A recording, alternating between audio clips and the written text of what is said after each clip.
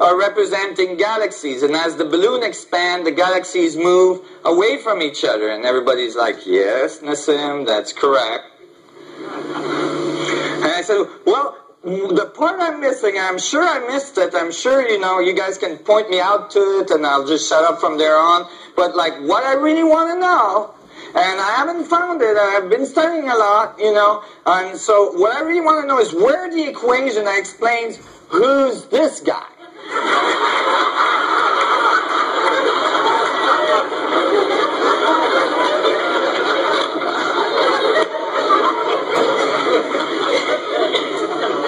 And the whole room, I got a different, response. The whole room became really silent, I always remember there was a student, a PhD student there, and he went like, was drinking his coffee. And I could see the director of the physics department there started to sweat a little bit, and I think he thought I was going to say the word God in the physics department, it's like, oh man, please, not in front of my students. And so I said, hey, let's draw the rest of the guy, and notice that when the balloon expands, yes, the lungs must contract. For every action, there's an equal and opposite reaction. And that's, not being accounted for in our current physics. All of our physics today are based on expansion, explosion. It's the male approach to the universe. Our most advanced technologies, our most advanced engineers, and the people that we respect the most in science are people that make these phallic-like symbol large, cylinders. They fill them full of fuel, highly explosive material. It's our approach to space travel. And then, put a little capsule on the end, find volunteers, stick them in there, light the bottom, stand back and go, oh my God, I hope you survive that thing. Send them a few miles up, right? And then at the end it's like large cylinder, and then there's a little ejaculation. Poof. A few guys in there.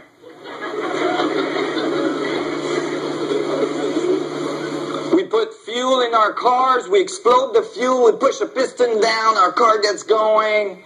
Everything's on explosion, but how does the explosive side of creation, how the entropic side of creation occur if there is no centropy? If there is no movement to the center, if there is no compression prior? I mean, for a fuel to come to exist, there must be dynamics that compress that energy into that fuel. Right? If the universe exploded from a point, smaller than an atom, which is the standard model of the Big Bang, which I'm not fond of, and I show you why, then something must have put that energy in there. There must be a compressive, there must be a collapsing form of the universe that's occurring at the exact same time as the expansion one. For every action, there's an equal and opposite reaction. And that is some of the fundamental physics. So, now, remember how we said, maybe it's the space, right? Maybe space is the part that's holding all the information. Maybe space, and this is certainly how I was starting to think, maybe space leaks a little bit of energy on the radiative side, and that's what we call the material world. But if that was true, if space is the thing that connects all things from infinitely big to infinitely small, then space would have to be infinitely dense. Wouldn't it? Well, is that true? I mean, doesn't seem like it. So I started to study more. And then I realized, and certainly at the time, now it's becoming more known, more popular, but at the time, something very, very dramatic had been swept under the carpet by physicists.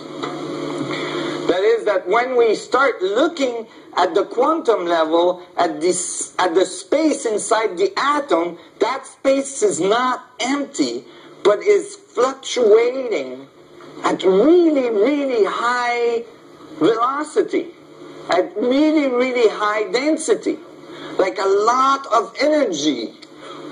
It's not empty at all, it's a lot of vibration.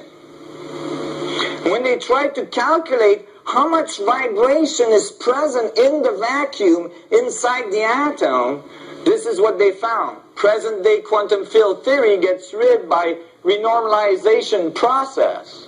Renormalization, that's what they tried to do to me at school.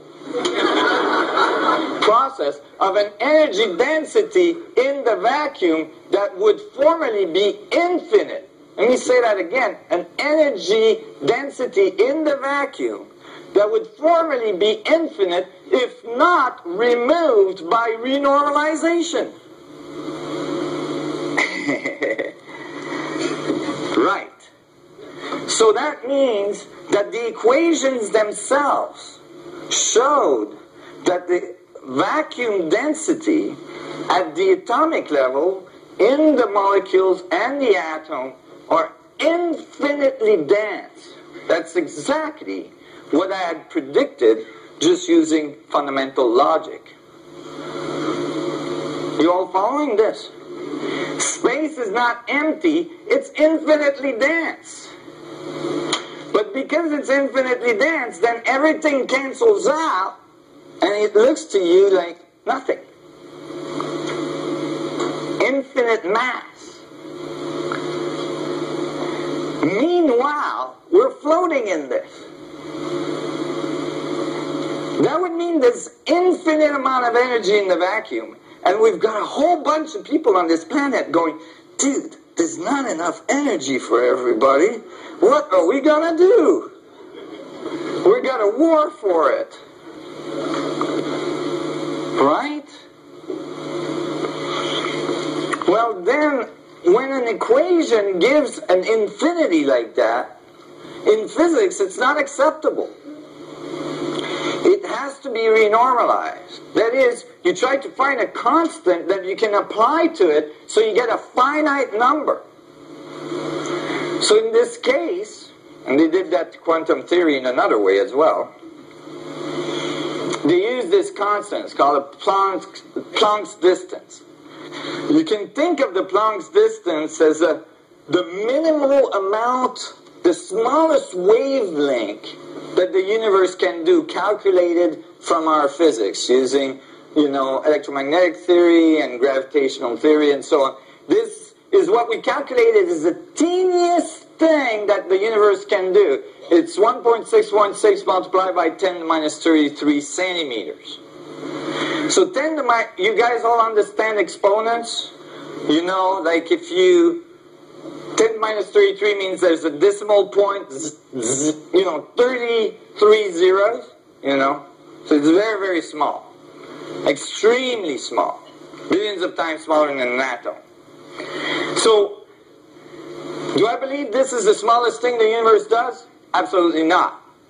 However, I believe that this is the fundamental boundary condition that defines our relationship to the universe. That is, from our boundary condition, from our scales, this is the smallest thing we experience. So, they took that number and they said, okay, so how many of these little vibrations can I put in a centimeter cube of space? And that will give me a finite number for the density of space. You all following this? Good. Just making sure. So they made little vibrations of 10 to the minus 33 centimeters. They stuck them all in a centimeter cube of space. They counted them all. And since, for vibrational rate, you can get a mass, how much it weighs. The mass of the Planck's distance is 10 to the minus 5 grams. Then they added all the mass and got a density equation for the density of the vacuum. You all followed this? So this means that the vacuum, it has a density of energy of 10 to the 93 grams per centimeter cube.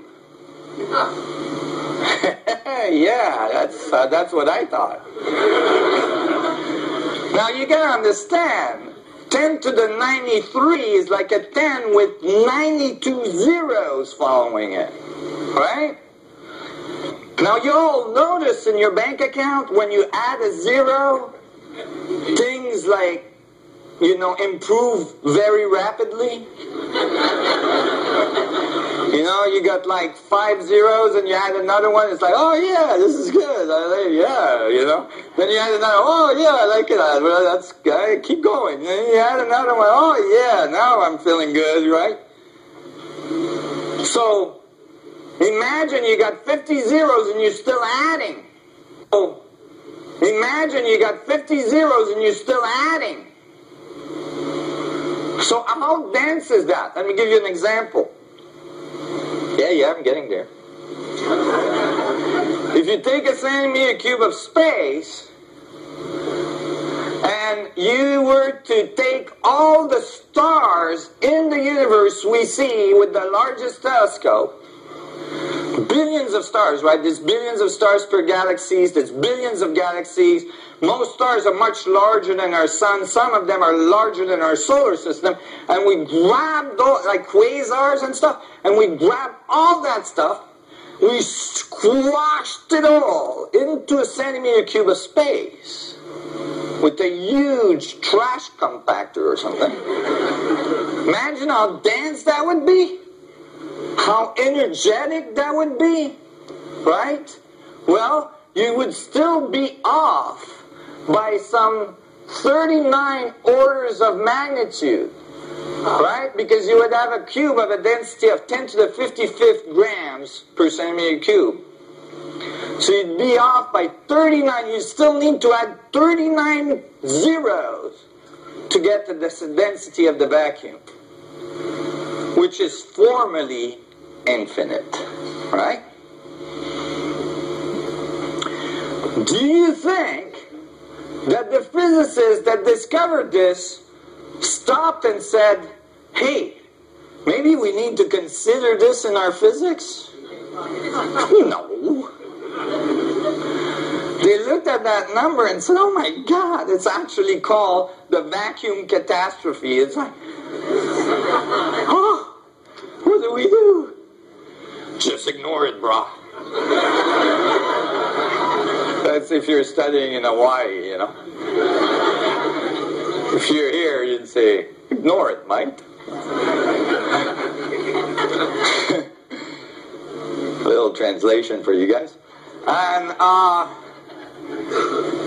you know, all this energy just got pushed to the side and said, put under the carpet and said, hey, you know, this is too overwhelming. This probably has no significant physical meaning.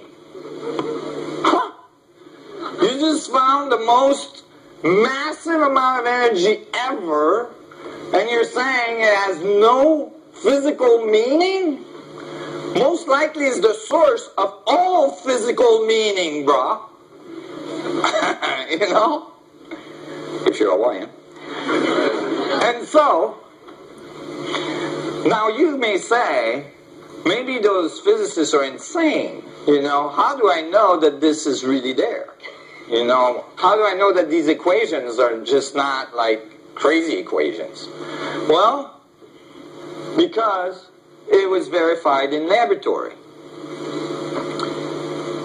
If you get two plates close enough together, you can push them together so that you eliminate the long wavelengths of the vacuum on the outside of the plates.